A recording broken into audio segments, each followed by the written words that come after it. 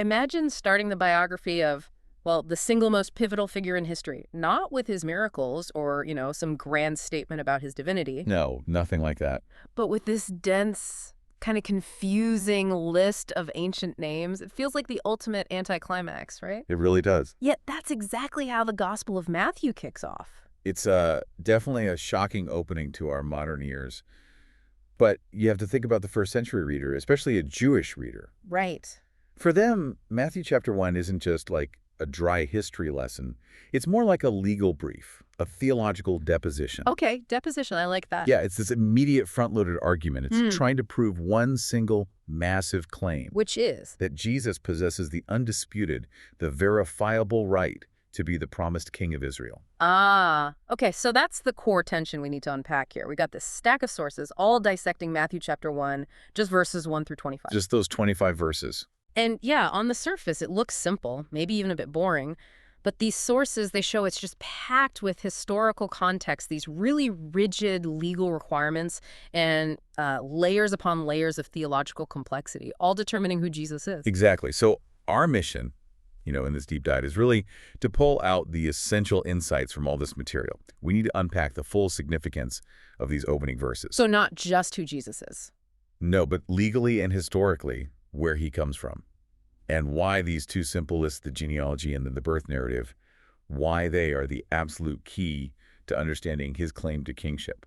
And his purpose for humanity, ultimately. His purpose, yes. Okay, so to even set the stage, we got to start with the title. We just call it the Gospel of Matthew. But that word gospel, it feels so common now, but the sources explain it's a word that really evolved quite drastically over time. It really did. If you trace the word back, like in older Greek, especially in texts like Homer, the word actually referred to the reward you got for bringing good news. Oh, like a payment. You think of it like the messenger getting paid for delivering good news. We even see something similar in the Hebrew Bible, like in the 2 Samuel 9:10, where the messenger gets a reward for bringing good tidings. So the messenger got paid for the good news. Interesting. Exactly. But later on, particularly when you look at the Greek Septuagint, the translation of the Old Testament, the meaning sort of shifted. It started to refer to the good news itself. Ah, the message, not the payment. The message itself. So by the time Matthew's writing, he's zeroing in on that ultimate definition, the good news of God, or you could say the message of salvation that Christ brings. And we see him use it that way later on, don't we? Oh, yeah, explicitly. Yeah. He talks about the gospel of the kingdom in chapter 4, verse 23, and the gospel preached throughout the world in chapter 26. It's central. And just a quick linguistic thing, our sources clarify the proper sort of earliest title is Gospel according to Matthew, identifying the human author. Some groups add saint, but the sources point out that practice is really unnecessary, kind of derived from later Romanist usage. The simple title just conveys the good news written by Matthew. Just like we talk about the writings of Moses or the prophecy of Isaiah, you don't need the honorifics. Exactly. And Matthew's approach here, it's very deliberate. His introduction of Jesus, covering chapters 1 all the way through 4 verse 16, it follows a structure that was pretty common in ancient biographies. Okay. They didn't just jump into the action. They meticulously established the hero's background, their pedigree. So what did that involve? Well, it meant including prominent ancestry. That's the genealogy right there. It meant showing virtuous parents, giving some childhood context, outlining necessary qualifying tests, and getting public attestation from others. Matthew is building this case for Jesus' legitimacy from the ground up. So the goal isn't just telling a story. The core purpose, as our sources really emphasize, is providing this irrefutable scriptural proof. Scriptural proof, yes, that Jesus is the long-promised Messiah of the Old Testament, the one foretold by the law and the prophets. That makes sense. And that's why Matthew uses that really distinct phrase over and over. This was to fulfill what the Lord had spoken by the prophet. He uses it 6 times just in these opening chapters alone. 6 times? What? He's making this direct, non-negotiable argument. Jesus is the true Israel, he's the ultimate Son of God, and he is the singular fulfillment of God's entire redemptive history. It's all culminating in him. Okay, let's unpack this opening section then. The genealogy itself, verses 1 through 17.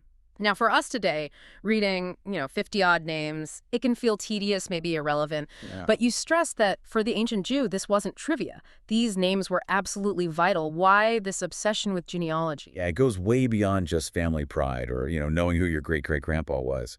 It was essential for practical law and for identity itself. How so? Well, think about it. After the Israelites conquered the Promised Land, how did they figure out who lived where? Genealogies. They were the legal instrument used to determine precisely where each family resided. This made sure they stayed on the exact plot of land that was allocated to their tribe, their clan, their father's house. So it actually dictated property rights. It proved who owned what piece of land. Precisely. And if property ever got transferred, maybe sold due to debt or something, you had to establish a clean, verifiable line of descent to prove you were eligible to own it or, crucially, to redeem it back into the family. Redemption, like in the Book of Ruth. Exactly like Ruth. That whole story hinges on Boaz establishing the correct genealogical link. That was the non-negotiable key for him to redeem both the property and, importantly, the family line itself. And critically for Matthew's point, for the kingdom itself, only true descendants of King David could legally sit on the throne, right? That was the Davidic covenant. Absolutely. A promise that David's line would endure. And that standard became even more rigid after the Babylonian captivity. If you were a priest wanting to serve in the rebuilt temple, you had to provide documented proof of your priestly descent. If you couldn't, you were deemed unclean, excluded from serving. Ezra chapter 2, verse 62 spells that out clearly. Wow, they took this incredibly seriously. Our sources even mention the Sanhedrin, the Jewish high court.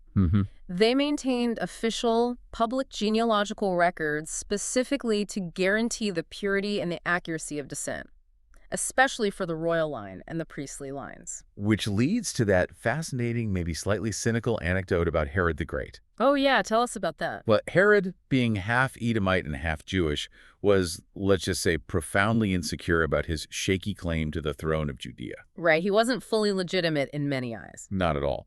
And he was apparently so ashamed that his family name wasn't in those official Sanhedrin records that, according to the historian Julius Africanus writing later, Herod ordered the destruction of those public records. No way.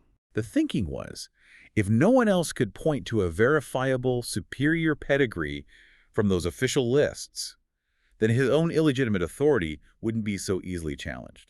That's incredible, but the implication is huge. Those records existed and were considered crucial right up until around the time of Christ. Absolutely. Yeah. Which makes Matthew's move here even more powerful. He's writing primarily to Jewish Christians, using this very tradition, this legal framework they understood intimately, to make an airtight case for Jesus. And he zeroes in immediately, verse 1, on two massive covenants, David and Abraham. Yes. Establishing Jesus as the son of David, that's the royal claim. It proves he is the long-awaited messianic king, the one who fulfills that Davidic covenant from 2 Samuel 7. That promise of an enduring throne. Right. And by the first century, the phrase son of David wasn't just like a neutral description. It was explicitly a title for the coming Messiah. Matthew even reinforces this later in the list, in verse 6, by adding the title the king, specifically to David's name. Okay, so son of David equals Messiah king. What about son of Abraham? That seems less direct, maybe. It's not just adding another famous ancestor. Linking Jesus to Abraham connects him back to the original foundational covenant promise in Genesis 12. The promise that all families of the earth would be blessed through Abraham's descendant. It establishes the universal scope of Jesus' mission right from the start. So by tracing Jesus back to Abraham, Matthew's setting the stage for the gospel's ultimate mission. Exactly. Which we see at the very end, the Great Commission, make disciples of all nations. Precisely. The beginning and the end of Matthew are perfectly tied together by this universal blessing flowing from Abraham through the line of David, fulfilled in Jesus. It's a beautifully constructed argument. Okay, now look at the structure within the list. Yeah. Matthew doesn't just give names randomly, he organizes them. 3 groups of 14 generations. 3 times 14. Right, 14, 14, 14. This sounds very much like a mnemonic device, something to help people memorize it. It probably was, partly, but it also serves a deeper theological purpose. It's demonstrating God's deliberate design and control over history. So what are the 3 groups? Group 1, Abraham until David. That's the founding, the origin of the royal house. Group 2, David until the Babylonian captivity. That's the rise and then the ultimate decline of that royal house. Right. And Group 3, the Babylonian captivity until Christ.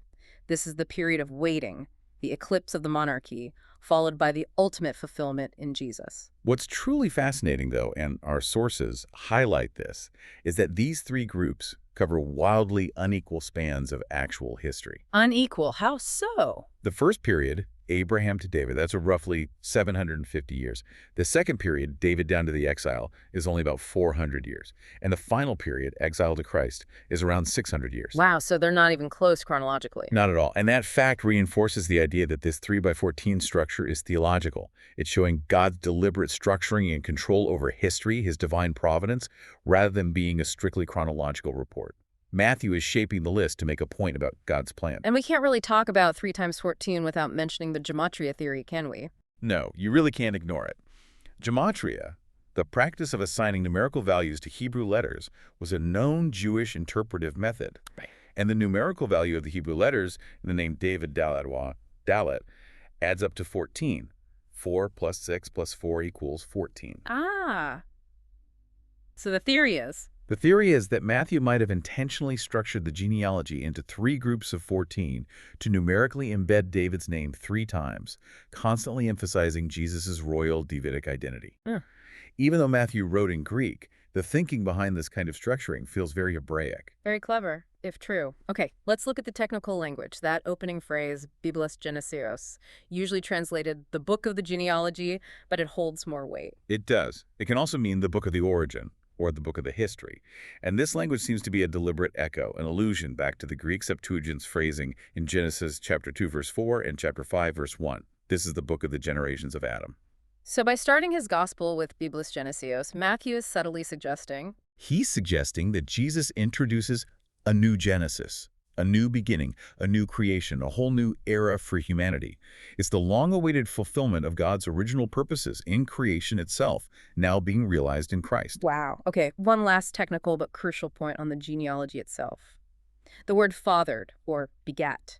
When the list says a fathered be, does that always mean immediate literal father-son? No, and this is absolutely key. It does not have to mean immediate paternity.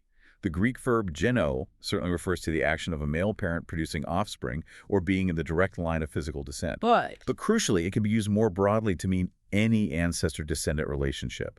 It signifies lineage, descent. It doesn't require an immediate father-son link in every single case. It allows for gaps, or even legal or adoptive relationships, not strictly genetic ones. and why is that elasticity so important? Because it becomes absolutely essential when we get to the birth narrative in a moment, and specifically Joseph's role. It validates Jesus' legal claim to David's throne through Joseph, even without a biological connection.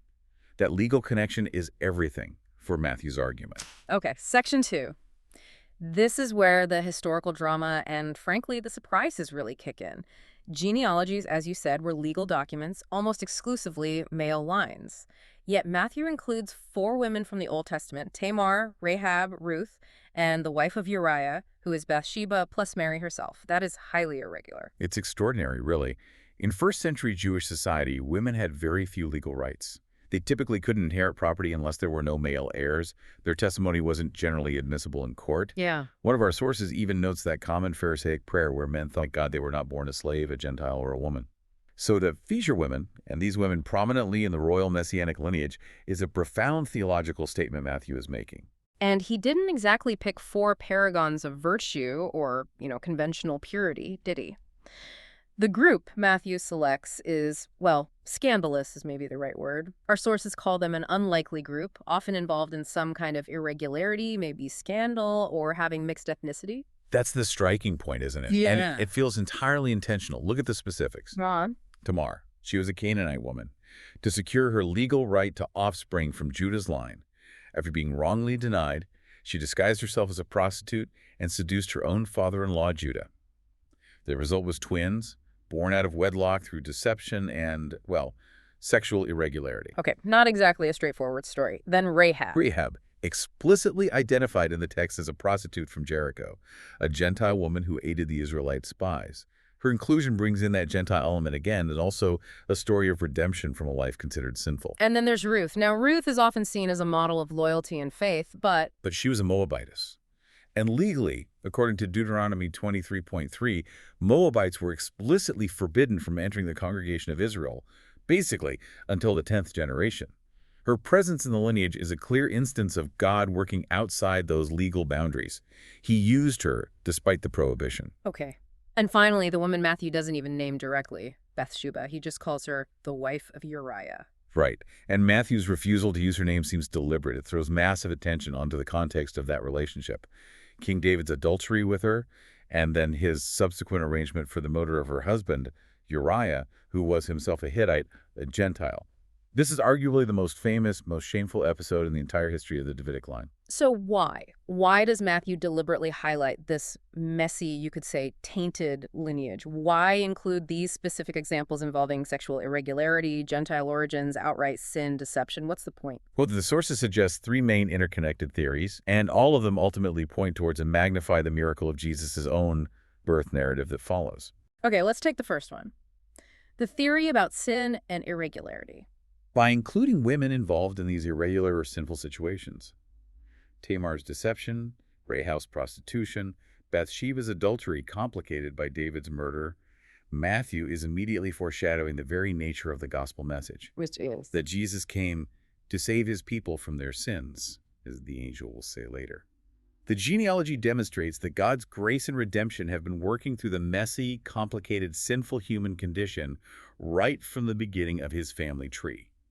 The Messiah arises not from some pristine, perfect lineage, but from the real mud and mire of human history. Okay, that makes sense. What's the second theory? It links back to Abraham. Right, the Gentile connection. Think about it. Tamar was likely Canaanite. Rahab was definitely Gentile.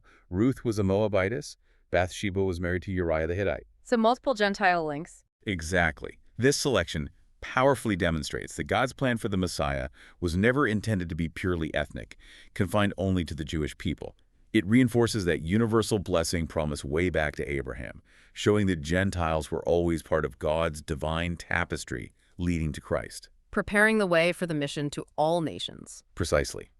And the third theory, which is perhaps the most compelling in context, is that these four women directly prefigure Mary herself. How so? They act as precedents. Exactly. Think about Mary's situation, pregnant during betrothal.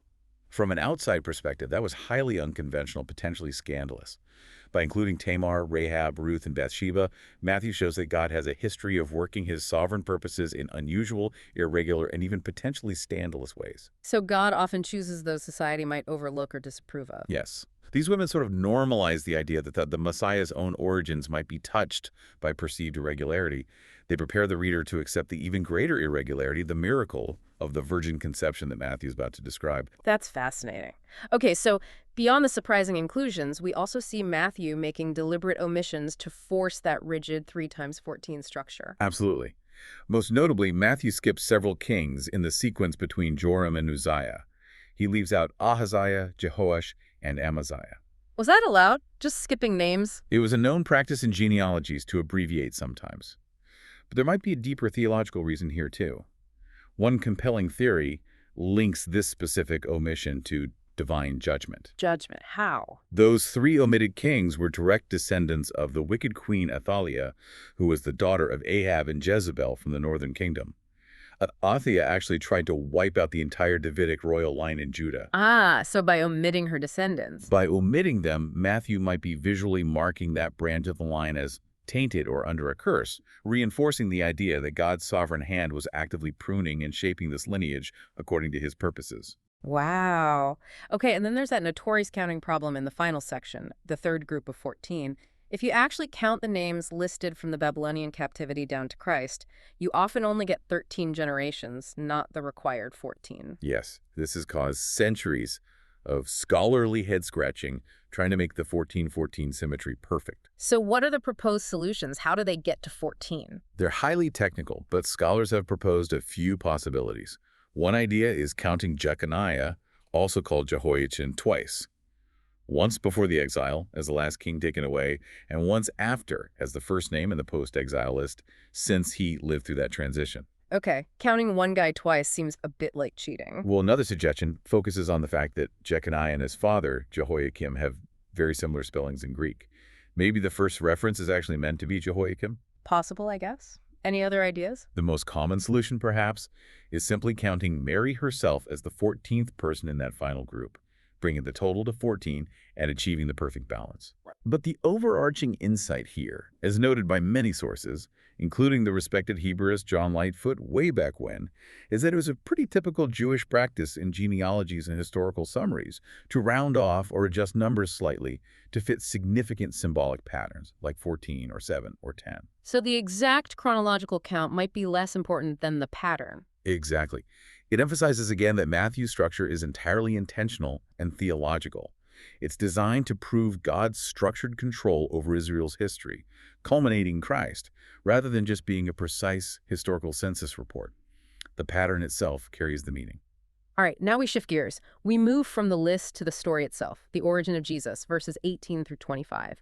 The focus moves entirely onto Joseph. And this whole section really functions as the theological and legal justification for why that preceding genealogy matters so much, even though Jesus isn't Joseph's physical son. It's the bridge, isn't it? It connects the legal lineage with the miraculous event. Matthew tells us Jesus' conception happened while Mary was betrothed to Joseph. And it's absolutely critical for us reading this today to understand the legal weight of that betrothal in their culture. Right. It wasn't like a modern engagement you could just call off easily. Not at all. It was a formal, legally binding contract. It typically lasted about a year.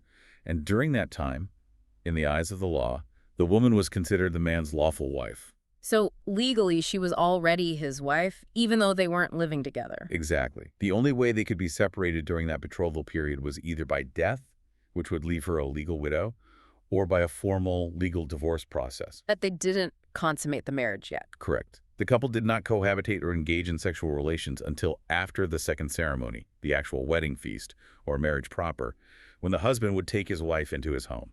Okay, that context sets up Joseph's absolutely devastating dilemma. Matthew describes him as a righteous man. What does that mean here? It means he was conscientious, he was devout, he was dedicated to observing the Jewish law, the Torah. And the law had something specific to say about this situation. It did.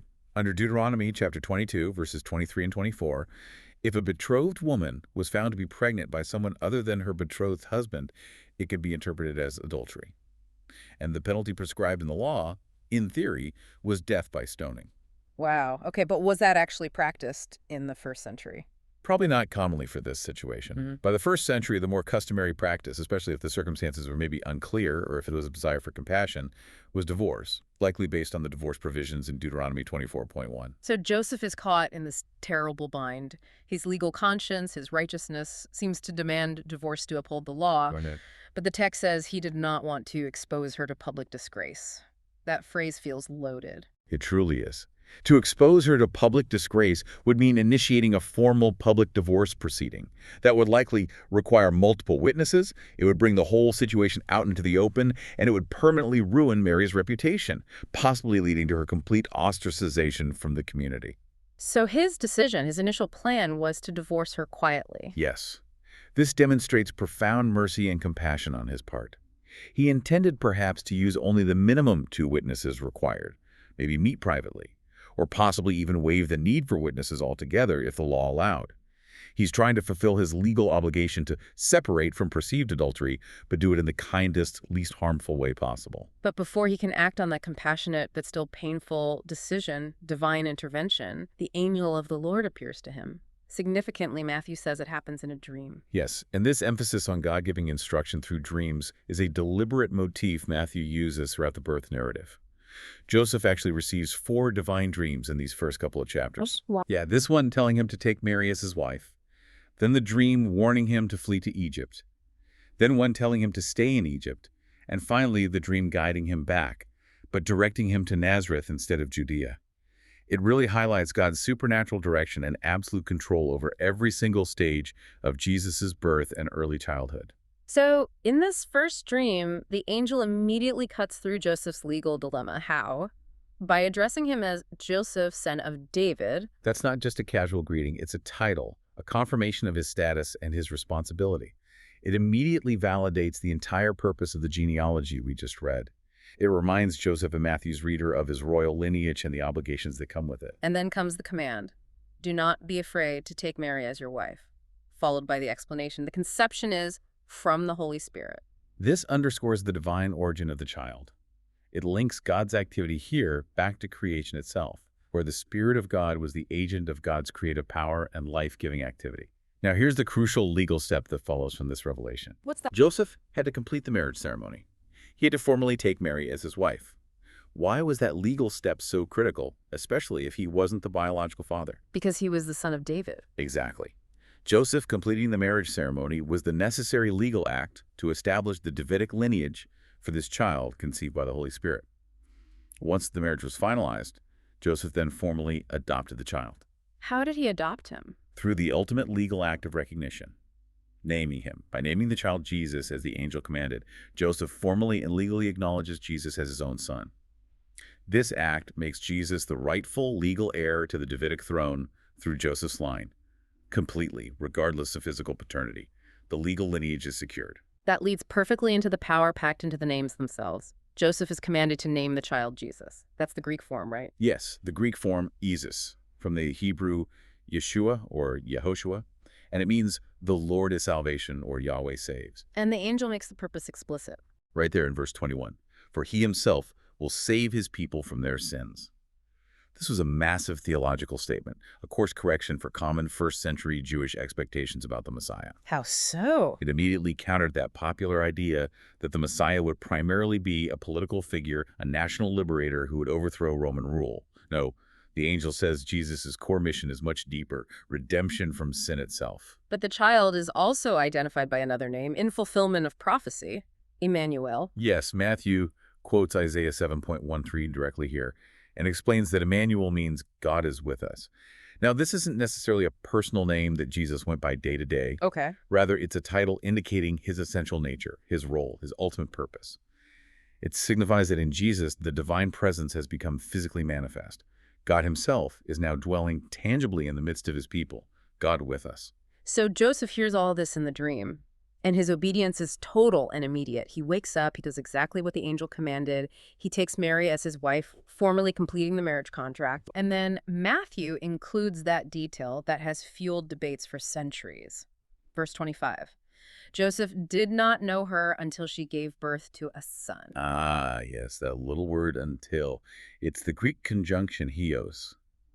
And this is a point of massive theological discussion, primarily because of its grammatical implications. What are the implications? When hios until is used like this, preceded by a negation, did not know her, the strong implication in Greek grammar is that the action that was negated before the until point did happen after that point. So the plain reading suggests that Joseph did not have marital relations with Mary before Jesus was born, Correct. but that he did have a normal marital relationship with her after Jesus was born. That is the strong grammatical implication, yes. Our sources are pretty explicit that, based on this verse, the text itself provides no biblical warrant for the later doctrine of the perpetual virginity of Mary. So if Matthew had wanted to suggest she remained a virgin forever, he would have needed to use very different phrasing to avoid this clear implication. The text, as it stands, simply suggests Joseph respected the unique nature of the conception and birth, protected the integrity of that miracle, and then, after Jesus was born, they proceeded to have a normal, consummated married life together. Okay, let's pause and unpack this, because Matthew seems to have made this airtight case for Jesus' legal right to the throne. It comes through Joseph, down the line of Solomon. But any critical learner, anyone listening closely, is going to immediately flag the most famous apparent contradiction in the whole New Testament. Oh, yes, here we go. The massive divergence between Matthew's genealogy and the one Luke gives in his gospel. This is where the historical riddle gets really interesting, doesn't it? It is arguably the single largest technical challenge when trying to harmonize the Gospels. And believe me, scholars have wrestled with this puzzle for literally centuries. Before we can even look at the proposed solutions, we have to clearly lay out the key differences between the two lists. Okay, let's list them. We've got 7 major points of divergence, starting right with the basic flow and structure. Right. Matthew works chronologically forward, from Abraham down to Jesus, and he deliberately structures the history into those 3 distinct, though unequal periods of 14. Whereas Luke works backward. He starts with Jesus and goes all the way back, and he doesn't state any specific structural divisions in his list. Correct. Second big difference. Matthew, who is focused on Jesus fulfilling Jewish covenant promises, stops his list at Abraham, the father of the Jewish nation. But Luke, Luke, who often emphasizes Jesus' universal significance for all humanity, takes his genealogy all the way back to Adam, the son of Gerd, linking Jesus explicitly to the entire human race. Okay, difference 3. Luke's list is much longer. He has 77 names in total, compared to Matthew's 42 names from Abraham onwards. Wow, 77 versus 42. That's a big difference. It is. Which leads to the most complex divergence, number 4. Yeah. What happens after King David? This is where the two lists radically split. How so? Matthew, focusing on the royal claim, follows the lineage through David's son, Solomon, who inherited the throne. That's the official line of kings. Okay. And Luke? Luke follows the lineage through Nathan, who was another son of David, but not in the direct royal line of succession. So 2 different sons of David leading to 2 mostly different lists of descendants. Exactly. They only really converge again very late in the list, briefly at the figures of Shealtiel and Zerubbabel, who were important figures after the exile. Right. And then finally they converge again at the end with Joseph and Jesus. But between David and Joseph, the names are almost entirely different. And Luke has about 15 more names than Matthew, even in the period they both cover from Abraham down. The sheer complexity of trying to reconcile these lists, it almost argues for their authenticity, doesn't it? In a way, yes. The fact that reconciling them is so difficult strongly suggests the evangelists weren't just inventing lists. They were likely working from actual, existing, maybe even public or family records, which apparently show that David had these 2 distinct lines of descent that eventually, somehow, converged back on Joseph. Okay, so how do scholars try to reconcile them? Especially the fact that Joseph appears to have 2 different fathers named. Matthew says his father was Jacob, but Luke says his father was Heli. Right. That's the crux of the harmonization problem, Jacob or Heli. This requires us to dive into the most complicated but also most plausible legal solution, the possibility of a levirate marriage. Levirate marriage. Okay, explain that. This is really the key to the most widely accepted harmonization attempt, which is often labeled Solution 4 in the commentaries. It argues that Matthew records the royal legal line through Solomon, while Luke records Joseph's actual physical or natural line through Nathan. Okay, hold on. Matthew gives the legal right to the throne, the royal succession. Yes, through Solomon. And Luke gives Joseph's actual bloodline, his physical ancestors. Through the non-royal son, Nathan. Precisely. If we accept that basic premise, Matthew tracks the throne rights, Luke tracks the physical descent. We solve the main split after David. But we still have that problem of Joseph having 2 fathers, Jacob, in Matthew's legal royal line, and Heli, in Luke's physical line. So how does levirate marriage explain Jacob and Heli? Okay, levirate marriage was a specific law laid out in Deuteronomy chapter 25. If a man died without having any children, his brother was legally obligated to marry the widow. Why? To raise up an heir for the deceased brother. Any male child born from this second union was legally counted as the son and heir of the first deceased brother. This ensured the dead brother's name, his lineage, and his property rights wouldn't die out. Okay, so it's a way to continue a family line legally, even if not biologically, through the deceased husband. How does that apply to Joseph? Well, a plausible historical scenario, reconstructed by scholars like Julius Africanus way back in the 3rd century based on family traditions, suggests something like this. Maybe Jacob, Joseph's father in Matthew's legal line, and Heli, Joseph's father in Luke's physical line, were half-brothers, sharing the same mother but different fathers. Okay. Let's say Heli married Joseph's mother first, but then Heli died childless. According to the levirate law, his brother Jacob then married the widow, Heli's wife. Joseph was then born from this union. So physically, Joseph was the son of Jacob. Yes. But legally, under the levirate law, he was counted as the son and heir of the deceased first husband, Heli. Exactly. So Luke, tracing the physical natural line, correctly names Joseph's biological father as Heli, or rather, Heli's lineage. Wait, no, let me rephrase that. Yeah. Luke names Heli, who was the legal father in this scenario if Jacob died first. Wow. Or maybe Heli was the biological father and Jacob the legal one. The details get very complex depending on which brother died first. It gets confusing fast. It does. But the key point is that levirate marriage provides a recognized legal mechanism within Jewish law for one person to have 2 fathers listed in different genealogical contexts, one legal, one biological. Matthew, concerned with the legal right to David's throne inherited through the royal line culminating in Jacob, lists Jacob.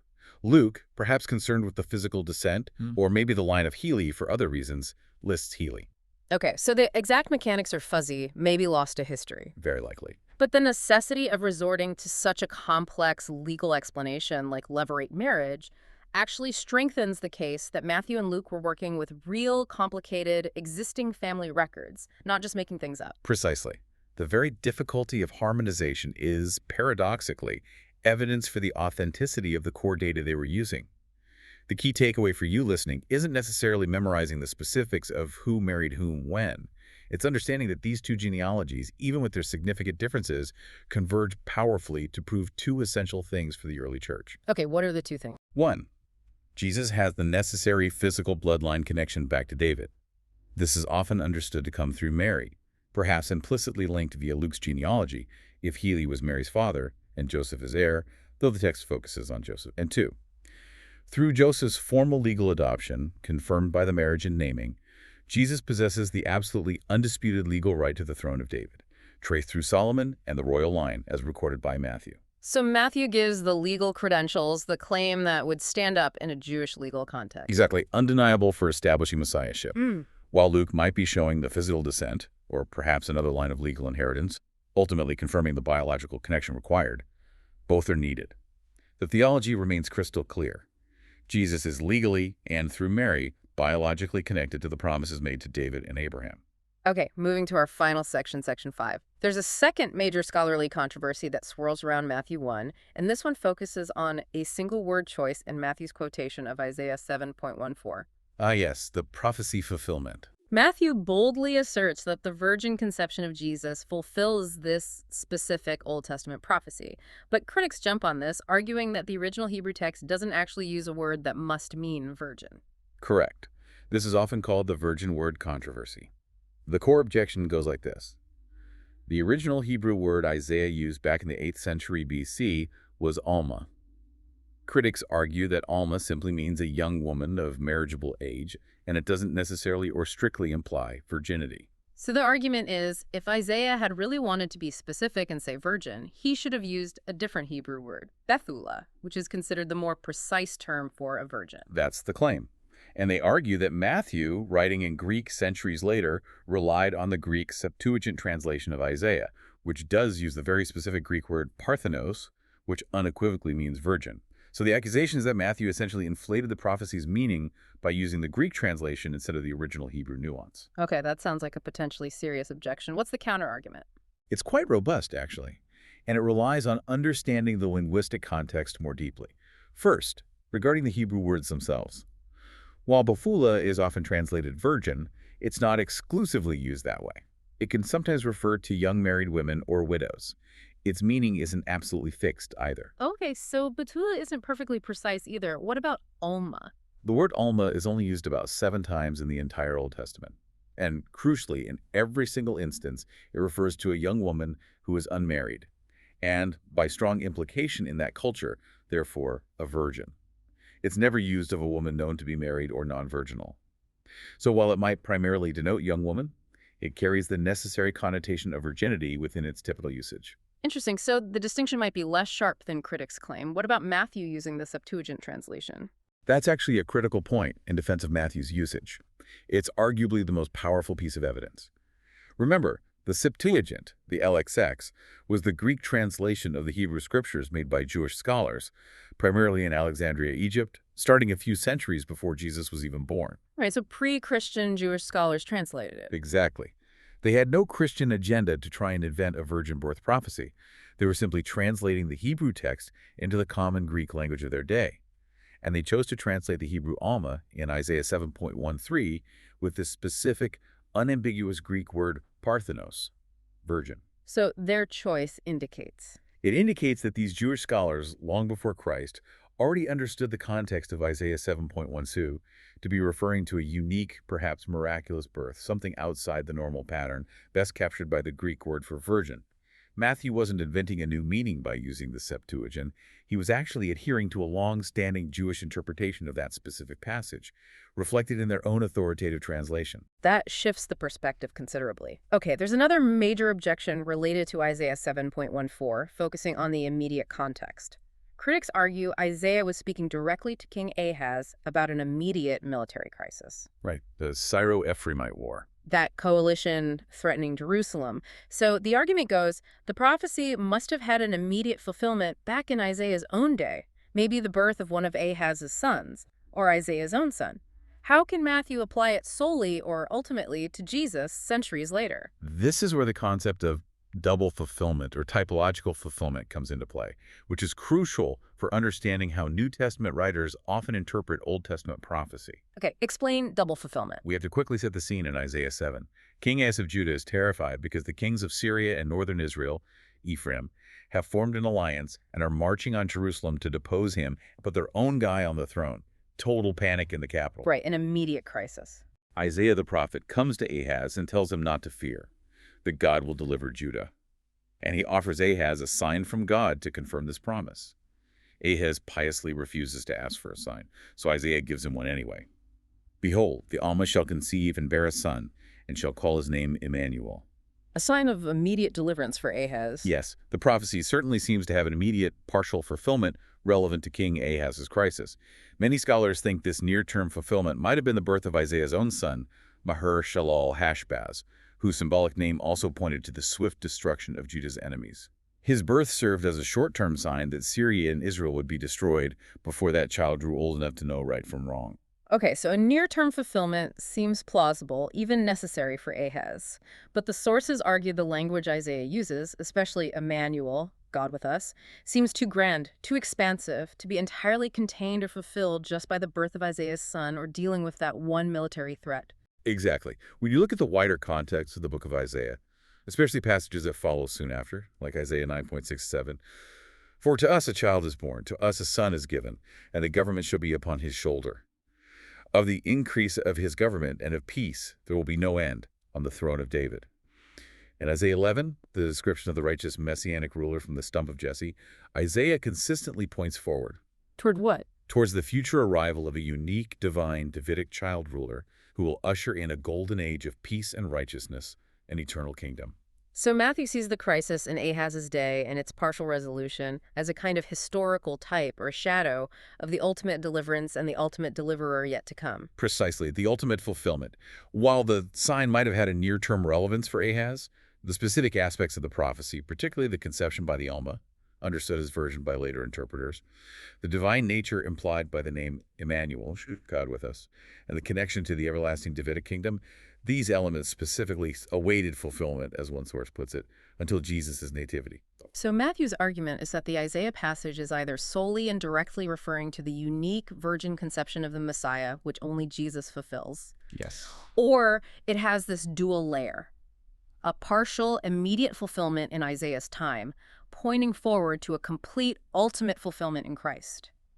Either way, Matthew's use of the prophecy is entirely consistent with how the early church read the Old Testament, seeing Christ as the one in whom all these long-awaited messianic threads finally converged. Okay, so wrapping this up, this deep dive into just the first chapter of Matthew confirms it's anything but a dull list. It's truly a masterclass in theological biography. Absolutely. It meticulously establishes, using complex historical records and appeals to legal principles, that Jesus is the legitimate, the divinely appointed heir to the throne of David. He's the fulfillment of the promises made centuries before to both David and Abraham. The architecture, as you said, feels flawless. The genealogy provides that necessary legal Davidic claim, primarily through Joseph's formal act of adoption via marriage and naming. Right, securing the legal... And then the narrative of the virgin conception provides the necessary supernatural context. This isn't just another king, this is the promised king, uniquely brought into the world by God himself. And it all ties together. The entire history of the chosen people, which started way back with Abraham, reaches its intended climax, its appointed goal right here, the arrival of Emmanuel. God has literally become human and is now dwelling right there in the midst of his people. It really is the perfect introduction, especially for Matthew's primarily Jewish audience.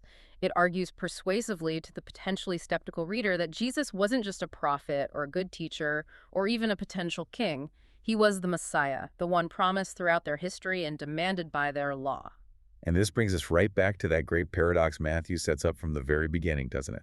That intentional mixing we talked about. And mixing the ordinary with the miraculous. Exactly. Yeah. He deliberately includes the profoundly ordinary, the messy, complicated, sometimes scandalous, often sinful lives of the actual human beings in the genealogy, including those remarkable women. Tamar, Rahab, Ruth, Bathsheba. Right.